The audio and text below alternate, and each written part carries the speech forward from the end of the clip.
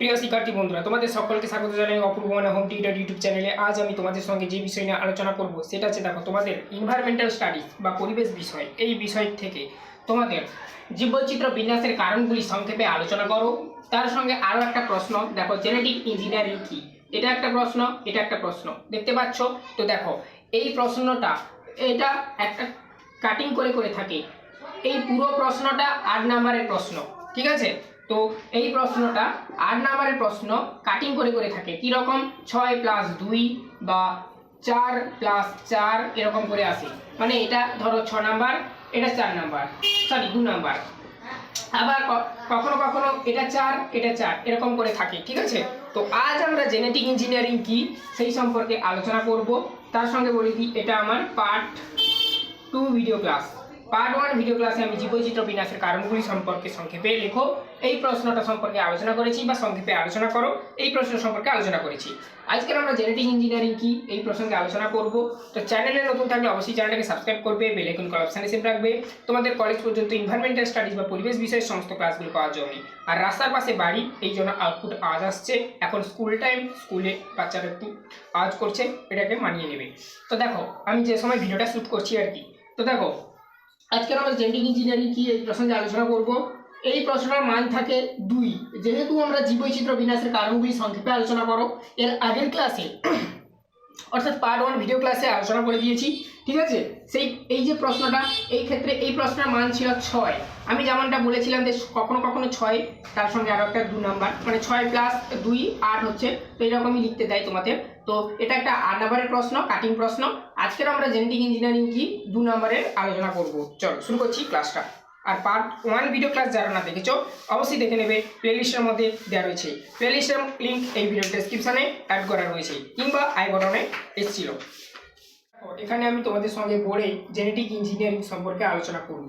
তার সঙ্গে বলে দিই, বেশ কিছু ছবির দ্বারা তোমাদেরকে বোঝাবো, ঠিক আছে? তো তোমরা বোর্ডটা বুঝতে থাকো।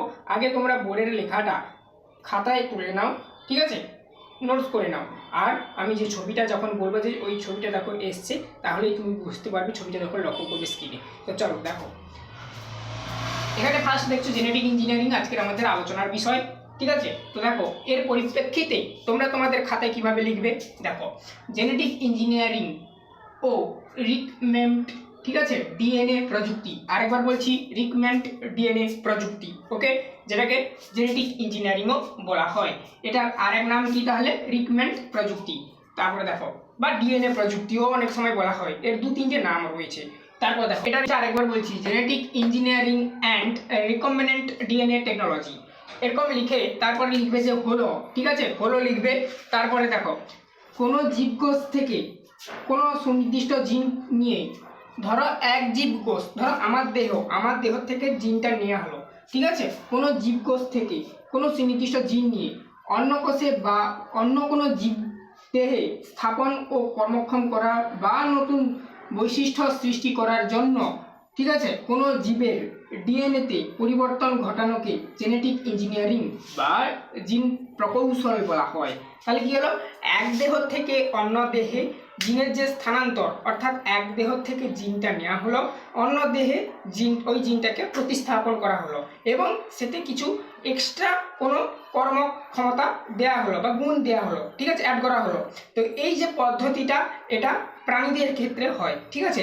এই পদ্ধতিটাকে বলা হয় জেনেটিক ইঞ্জিনিয়ারিং বা জিন প্রকৌশল, যেটা এক্ষুনি এইটায় লেখা রয়েছে এখানে, ঠিক আছে? জিন প্রকৌশল বলা হয় বা জেনেটিক ইঞ্জিনিয়ারিং বলা হয়। সহজভাবে বুঝে নাও, এক দেহ থেকে জিন নিয়ে অন্য কোনো দেহে, মানে এক প্রাণী কোষ থেকে অন্য প্রাণী কোষে জিনের যে প্রতিস্থাপন, সেই প্রতিস্থাপনটাকে বলা হয় জিন প্রকৌশল। তো আজকের আলোচনা এটাই ছিল। ছবিগুলো এসছিল, আশা করি লক্ষ্য করেছি, আমি সাইডে ছোট ছোট করে দিয়েছি। তো এইবারে দেখো, ওই ছবিগুলোকে আমি বড় করে দেখাচ্ছি, দেখতে থাকো এবং বুঝাচ্ছি, বুঝতে থাকো। দেখো, ওখানে ছবিতে দেখতে পাচ্ছ জেনেটিক ইঞ্জিনিয়ারিং ও রিকম্বিনেন্ট ডিএনএ প্রযুক্তিটা কি। আশা করি দেখো, কোনো জীবকোষ থেকে অন্য কোনো সুনির্দিষ্ট জিন নিয়ে, অর্থাৎ যে কোনো একটা সুস্থ জিন নেওয়া হলো অন্য কোষে বা অন্য কোনো জীবকোষে, মানে যে কোনো অন্য কোনো প্রাণী দেহ হতে পারে, উদ্ভিদ দেহ হতে পারে, মানে যাদের প্রাণ রয়েছে, উদ্ভিদের তো প্রাণ রয়েছে আমরা তো জানি। তো সেই প্রাণী দেহে স্থাপন করা হলো, ঠিক আছে, এবং সেতে এক্সট্রা কিছু মানে বৈশিষ্ট্য সৃষ্টির জন্য এক্সট্রা কিছু অ্যাড করা হলো, ঠিক আছে, যে কোনো জিনিস হতে পারে। তো তো এই যে বৈশিষ্ট্যটা অ্যাড করা হলো তার ডিএনএতে পরিবর্তন ঘটানো হয়, এই পরিবর্তন ঘটানোকে জেনেটিক ইঞ্জিনিয়ারিং বা জিন প্রকৌশল বলা হয়। এটা খুবই সহজ, তোমরা একটু করে নিলে আশা করি বুঝতে পারবে। ঠিক আছে, তো এই ছিল আজকের ভিডিওটা, আশা করি তোমরা বুঝতে পারলে। এর আগের পার্ট 1 ভিডিও ক্লাস যারা না দেখেছো, পার্ট 1 ভিডিও ক্লাস দেখে নেবে, সেখানে আমি নোটস দিয়ে এরকম আলোচনা করেছি। এখানে আমি আজকের বোর্ডে নোটসটা করিয়েছি, কিন্তু সেখানে আমি কম্পিউটারের মাধ্যমে নোটসটা তোমাদেরকে পড়িয়ে বুঝিয়েছি। তোমাদের যে কোনো নোটস বা কোনো কিছু প্রয়োজন হলে কমেন্ট করে বলতে পারো, আমি এবং আমার টিম মেম্বার তোমাদের সঙ্গে কন্ট্যাক্ট করবে। আজকের অবধি সবাই ভালো থেকো। চ্যানেল নতুন থাকলে অবশ্যই চ্যানেলকে সাবস্ক্রাইব করে নেবে, বেল আইকন কল অপশানে সেভ রাখবে আগামী দিনে আরও ক্লাস পাওয়ার জন্য।